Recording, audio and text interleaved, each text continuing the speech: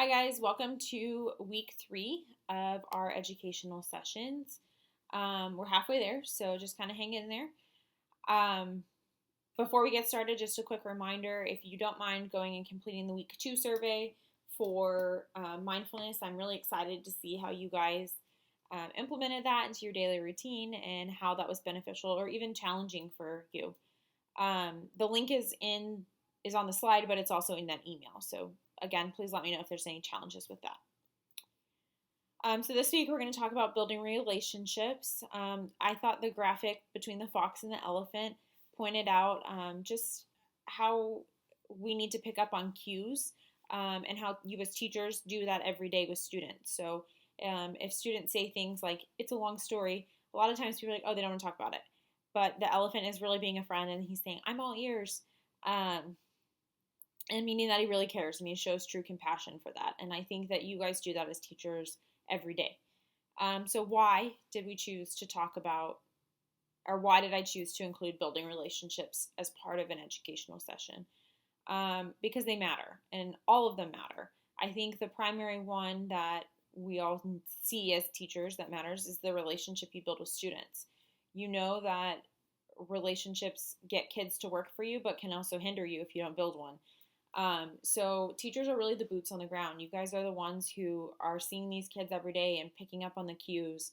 But in order to do that, you first have to identify your own self-care and your own needs. It goes back to like that first week when we talked about like pouring from an empty glass, and like first you have to take care of yourself before you can help others. You also help navigate or identify mental health challenges. So a lot of times, even when counselors hear of like, hey, this is happening, they come to you, or even parents will come to you and say, hey, have you noticed anything different in my child? And a lot of times your input is very valued. So you are able to relate to kids, you're able to pick up on things that they struggle with, and that input is super important. Also, teacher-student relationships have been found to decrease the dropout rate if students feel that they connect with at least one of their teachers. This I included because I think it really drives home the importance of what the student-teacher relationship means in building mental health, but also in acknowledging mental health, and also acknowledging like the responsibility that teachers take on in building relationships with students, and that it's more than just teaching curriculum. It's about giving them success beyond your classroom, and I think that that's seen in the dropout rate. But there's also other relationships that teachers need to build in order to help students and help themselves. So the school constructs help build relationships, but can also hinder them. So really, in order to build relationships, we want the administration to be supportive, we want them to appreciate you, but that's a two-way street. And so if administration is only coming into your classroom for an eval, it makes it very challenging for you to feel appreciated. You just kind of feel like you're only being graded all the time. But that doesn't mean that you can't reach out. You can't send an email. You can't set up a meeting and say, hey, I'm doing this and I'm really excited about it. Or, hey, I'm struggling with this. Do you have any ideas on how to help?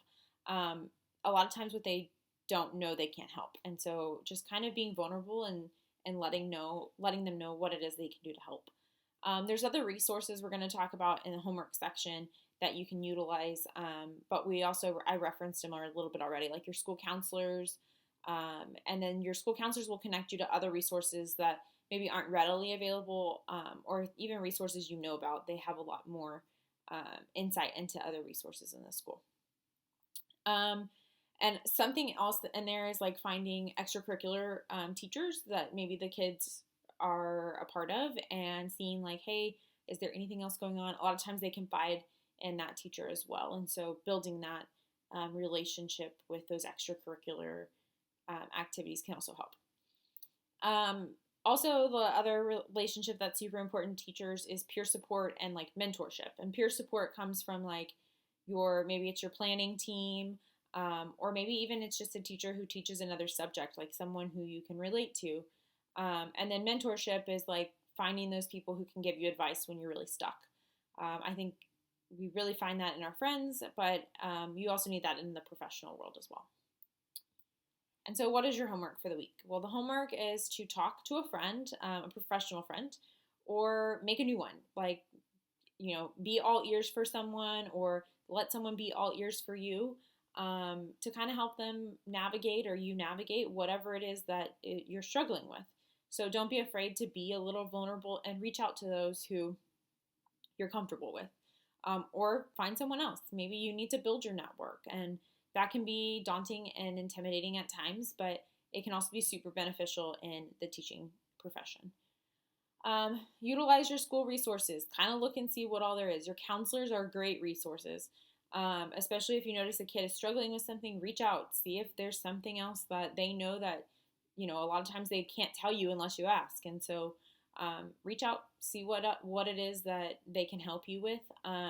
They're also there for you. So if you're struggling and you are concerned about something with your mental health, reach out to a counselor. If they're not able to help you, a lot of times they can give you resources that can.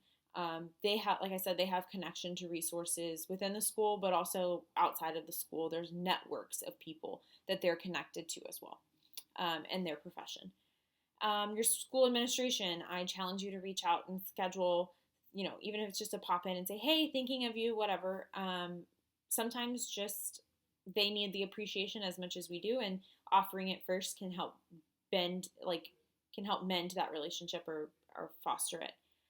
Something that I think a lot of people don't realize that they have access to is like through your insurance, your employer's insurance. There's health and wellness benefits, and a lot of times they're free of charge, or your insurance covers them, one of the two. And it's not just like seeing a psychologist. A lot of times they have resources for, like one of the ones that I found was like on how to help children with ADHD. That's super beneficial as a teacher because you work with kids like that. And so maybe it's a tip or a trick that can help you help someone else, and also it's helping you navigate your own plate with what you're taking on. And then this one is where I challenge you. I challenge you to do an act of appreciation for a coworker, a team member, or someone like even on custodial staff. Like, a lot of times when we do things that are kind for other people, we feel really good about ourselves, and it helps us navigate some things that are maybe really challenging. And so it can be something so small. Just shoot them an email and say, hey, I really appreciate you doing X, Y, and Z, or I really value our relationship. Maybe it's just a sticky note. You walk by a door and you see a teacher doing an awesome job, and you stick it on their door, or a note in their mailbox. Maybe you have a friend who's going through a really hard time, or who's helped you go through a really hard time, or who you just think is an awesome person. And you're like, hey, I was thinking of you this morning, so I grabbed you some coffee or just a little treat. It can go a long way in building that relationship, and you'd be surprised at how well it would also make you feel when you appreciate other people. And then, of course, as always, continue to practice your self-care. We can't help others if we're not able to help ourselves. But I really think the Beatles and John Lennon said it best, and that we get by with a little help from our friends, and without friends and without relationships, we can't do it all on our own. I think that's super important even in the teaching profession, even more so in the teaching profession. These are my references for this week, and those studies that I talked about as our why. And I look forward to hearing about how you're building relationships in next week's video. So I hope you guys have a great week, and I look forward to continuing. Thanks. Bye.